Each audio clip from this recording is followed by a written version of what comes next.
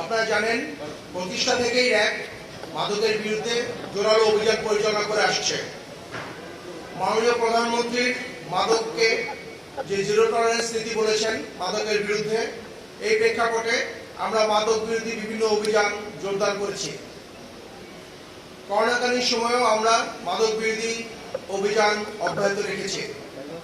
চলো যাই যুদ্ধে মাদকের বিরুদ্ধে এই মূল মন্ত্রে সারা দেশব্যাপী র্যাব বিভিন্ন মাদক অভিযান পরিচালনা করে আসছে।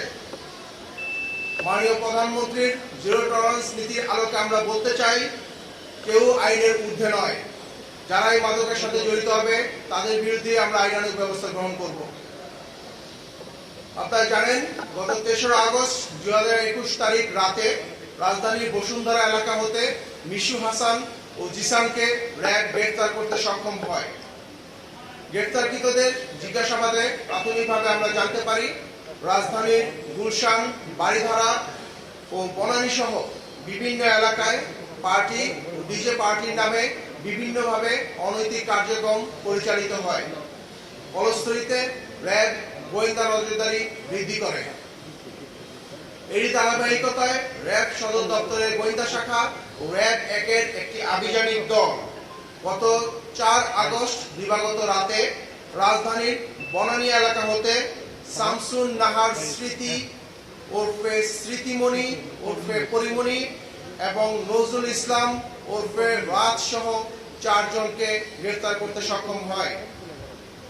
উদ্ধার করা হয় একটি মিনিবার, পরিচালনা করার বিভিন্ন সরঞ্জামাদি সহ বিভিন্ন বিদেশি মদ ও মদের বোতল সহ ইয়াবা, সীসা, এলএসডি, আইস।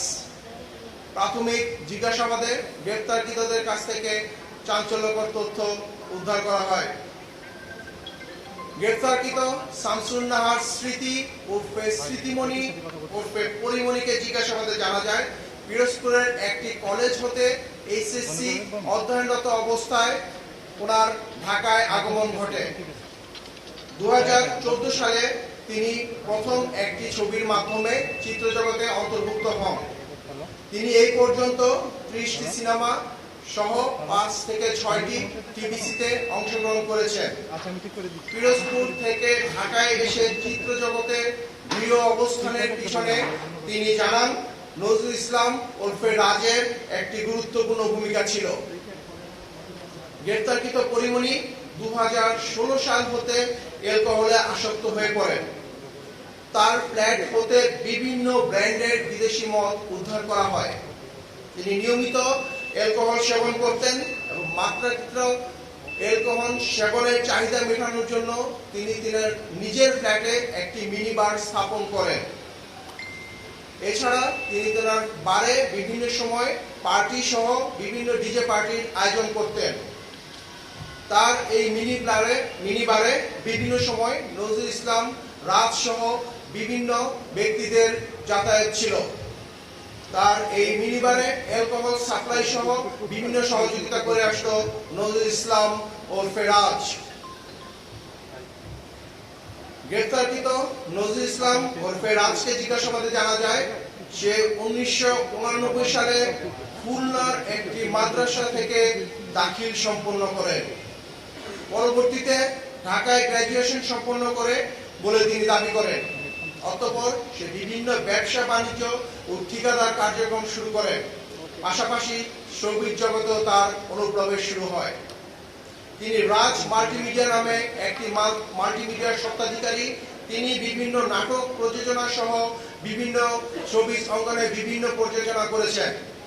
ব্যবসায়িক জগৎ ও চিত্র জগৎ এই দুই ক্ষেত্রে সংযোগ থাকায় তিনি ব্যক্তিগত স্বার্থ চরিতার্থে তিনি উদ্দেশ্যপ্রণোদিতভাবে নিজের অবস্থানকে অপব্যবহার করেছেন। গ্রেফতারকৃত মোহাম্মদ নজরুল ইসলাম ওরফে রাজ ইতিপূর্বে গ্রেফতারকৃত মিশু হাসান ও জিসানের সহযোগিতায় ১০-১২ জনের একটি সিন্ডিকেট গড়ে তুলেছিল। উক্ত সিন্ডিকেটটি রাজধানী ঢাকার বিভিন্ন অভিজাত এলাকায় বিভিন্ন গুলশান, বাড়িধারা সহ বিভিন্ন এলাকায় পার্টি সহ ডিজে পার্টির আয়োজন করত। ওই সকল পার্টিতে বিভিন্ন অনৈতিক কার্যক্রম সহ মাদক সেবন সহ বিভিন্ন কার্যক্রম পরিচালিত হতো। উক্ত পার্টিতে অংশগ্রহণকারীদের কাছ থেকে বিভিন্ন পরিমাণে অর্থ সংগ্রহ করা হতো। এরই মাধ্যমে এই সিন্ডিকেটের সদস্যরা বিপুল পরিমাণ অর্থের মালিক হয়ে যায়।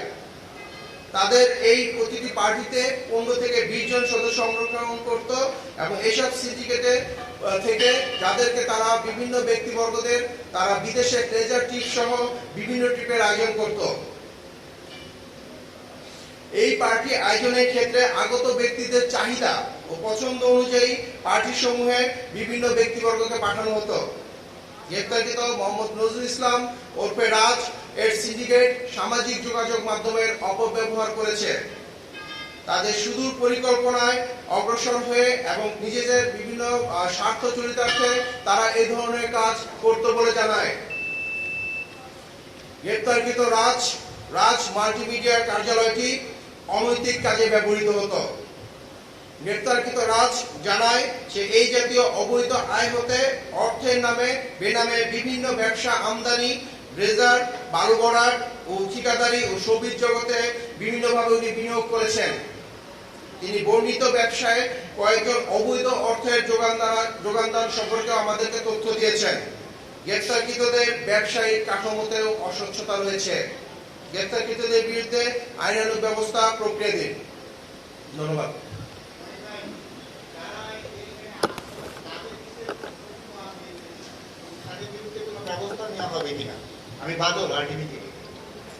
ধন্যবাদ আপনাকে। প্রাথমিক জিজ্ঞাসাবাদে আমরা বেশ কিছু গুরুত্বপূর্ণ তথ্য পেয়েছি।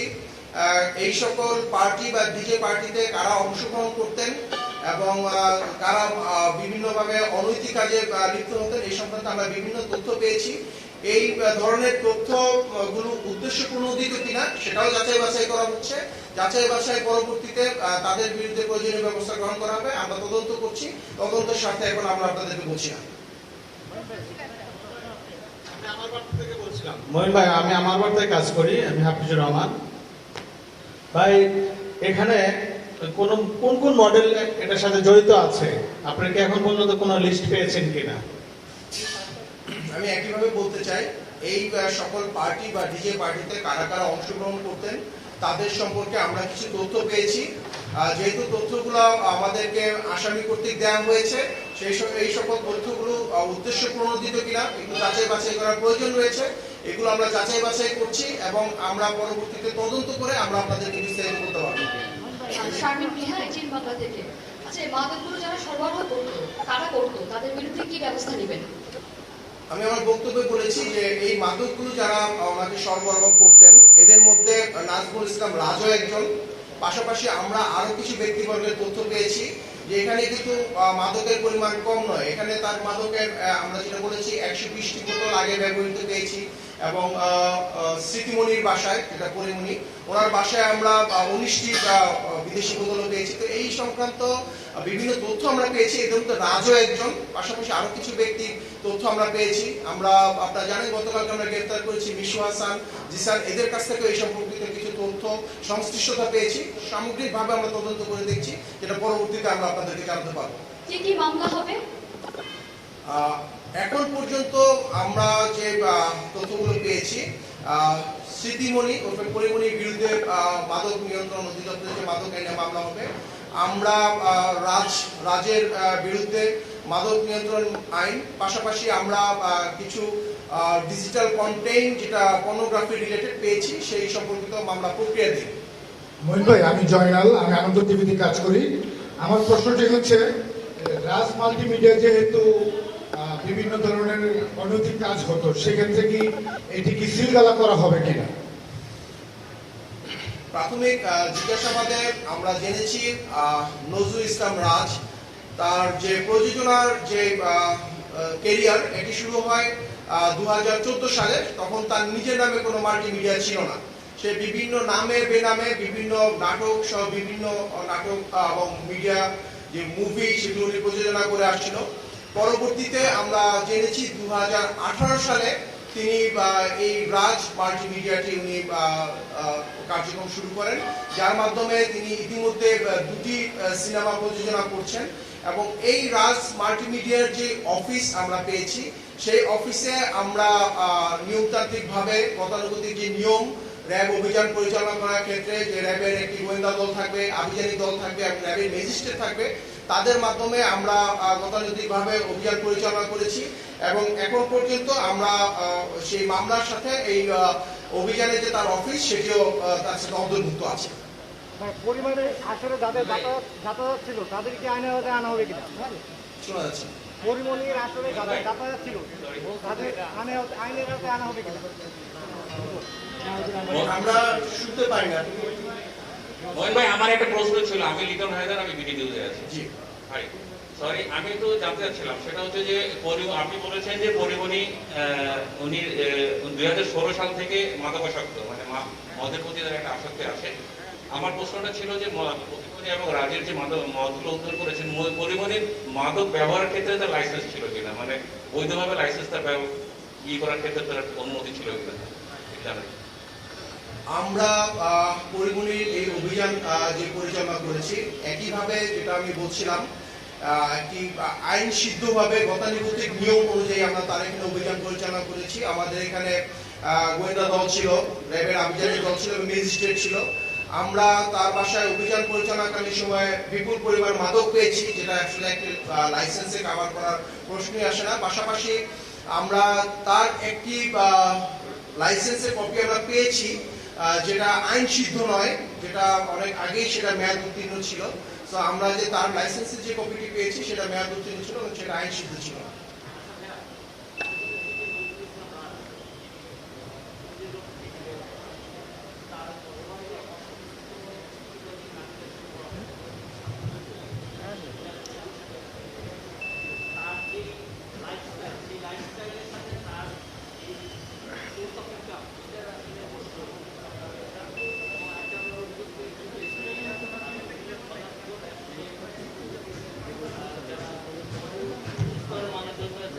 তাদেরকে টার্গেট করে তাদের কাছে এই ধরনের এই যে উঠতি বয়সী যে নারী আছে তাদেরকে এভাবে বিভিন্ন কাজে, অনৈতিক কাজে ব্যবহার করতো, এটা আসলে কতটুকু সত্যতা পেয়েছে?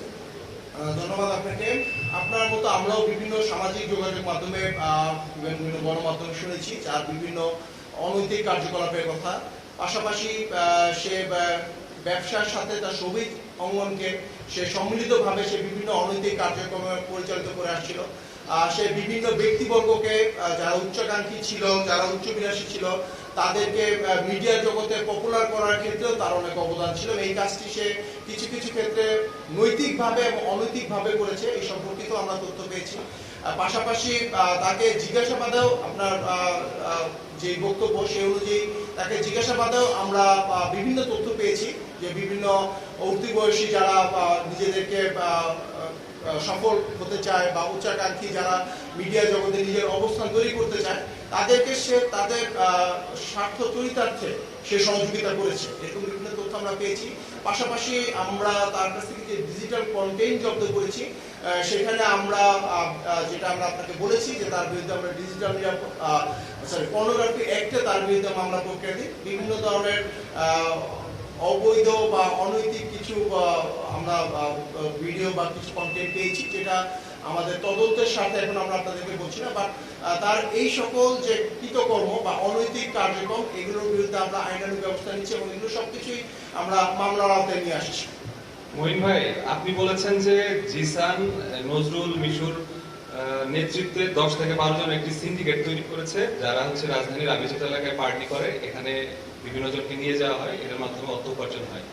এই পার্টির যেই নারীরা থাকে তাদের মধ্যে পরিমণি, পিয়াসা এবং মৌয়াদ থাকে কিনা এই সিন্ডিকেটের সেই সব পার্টিতে?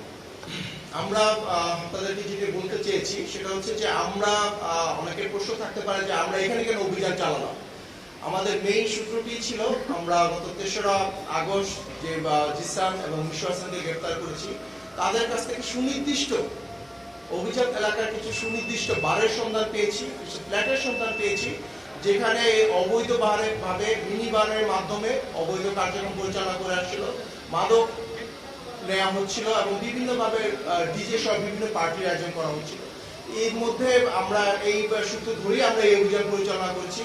পাশাপাশি আমরা আরো কিছু যে বার বা কিছু ফ্ল্যাটের সন্ধান আমরাও পেয়েছি, সেগুলো তথ্যগুলো আমরা যাচাই বাছাই করছি এবং সেগুলো তথ্য অনেক ক্ষেত্রেই উদ্দেশ্য প্রণোদিত হয়ে থাকতে পারে। আমরা এই তথ্যগুলো যাচাই বাছাই করে পরবর্তীতে আমরা অভিযান পরিচালনা করব।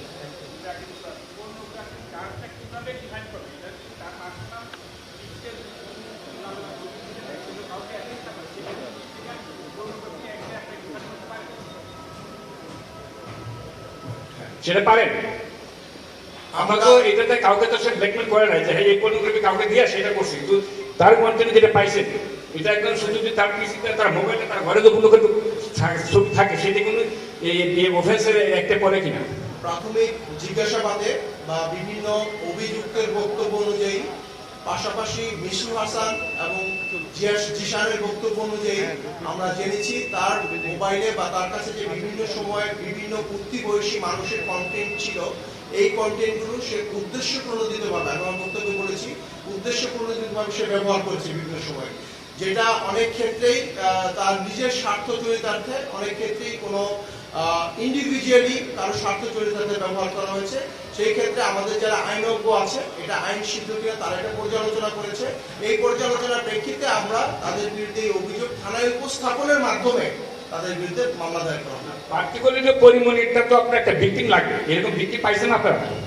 পরিমণিটা ভিকটিম লাগবে কি জন্য?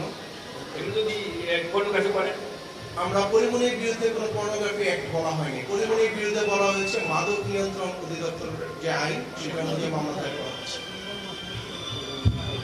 থ্যাংক ইউ ভাই, thank you, thank you, thank you. আচ্ছা।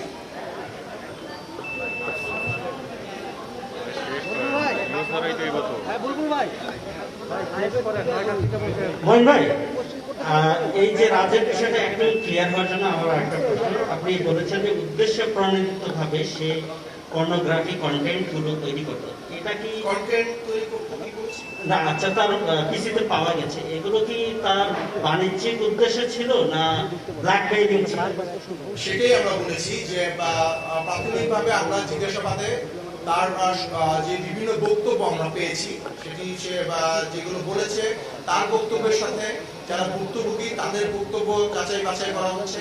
পাশাপাশি তার যে বক্তব্য সেটা উদ্দেশ্য প্রণোদিত কিনা, সে কাউকে ফাঁসানোর জন্য বলছে কিনা বা কোনো ব্ল্যাকমেল করার জন্য বলছে কিনা, এটা আমরা তদন্ত করছি।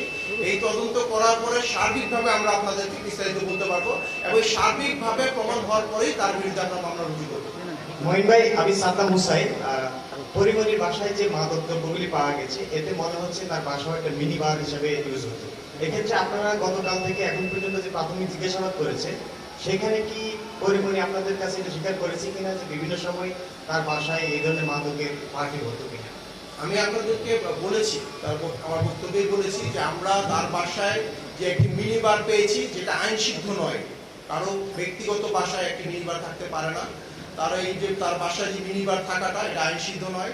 পাশাপাশি উনি আমাদেরকে প্রাথমিক জিজ্ঞাসাবাদে বলেছেন যে উনি অনেক ক্ষেত্রেই, যেহেতু উনি একটু অতিমাত্রায় মাদকাসক্ত বাজনা ছিলেন, অনেক ক্ষেত্রে অতিমাত্রায় অ্যালকোহল গ্রহণ করতেন, এই জন্য উনি ওনার প্রাথমিক জিজ্ঞাসাবাদে বলেছেন যে উনি তার বাসার ফ্ল্যাটে এই ধরনের বার উনি মেনটেন করে গিয়েছেন। পাশাপাশি আমরা রাজের বক্তব্যে আমরা জেনেছি যে বিভিন্ন সময় এই বারে তারা ডিজে পার্টি সহ বিভিন্ন পার্টি আয়োজন করতো, যেখানে রাত সহ তাদের বিভিন্ন লোকজন এই বারগুলোতে উপস্থিত থাকতো। মহিন ভাই, আসসালামু আলাইকুম। মহিন ভাই, একটা প্রশ্ন আছে। আমি মাসুদ রাহেন পলাশ। গতকালকে যখন দেখলাম যে পরিমণি ফেসবুক লাইভে আসলেন, এসে তিনি জানালেন যে তার বাড়িতে কারা যেন আসছে, তাকে হত্যা করতে আসছে। ঠিক এরকম একটা পরিস্থিতিতে তিনি ফেসবুক লাইভে বললেন যে আইন শৃঙ্খলা বাহিনী যদি এসে থাকে তারা কেন পরিচয় দিচ্ছে না। তারপরে হচ্ছে বললো যে সাদা কালো পোশাকে আসছে, এসে তাকে মানে তার আসলে ডাকাত শব্দটাও সে উচ্চারণ করছে। তো এরকম একটা সরকারি বাহিনীকে নিয়ে ফেসবুকের মতো একটা জায়গায় অপপ্রচার এবং সরকারি কাজে বাধা দান, এই ব্যাপারে আপনাদের কোনো বক্তব্য বা তার বিরুদ্ধে আসলে কোনো ব্যবস্থা নেওয়ার সুযোগ আছে কিনা? প্রথমত উনি লাইভে এসে কেন এই ধরনের বক্তব্য প্রদান করলেন, তার আসলেই কোনো উদ্দেশ্য আছে কিনা এবং কেন উনি এই বিভ্রান্তকর তথ্য প্রদান করলেন, এটা আমরা তদন্ত করে দেখছি। কারণ র্যাব যখন অভিযান পরিচালনা করে, গতানুগতিকভাবে র্যাবের গোয়েন্দা শাখা থাকে, র্যাবের আভিযানিক দল থাকে এবং র্যাবের রেজিস্ট্রেট ছিল।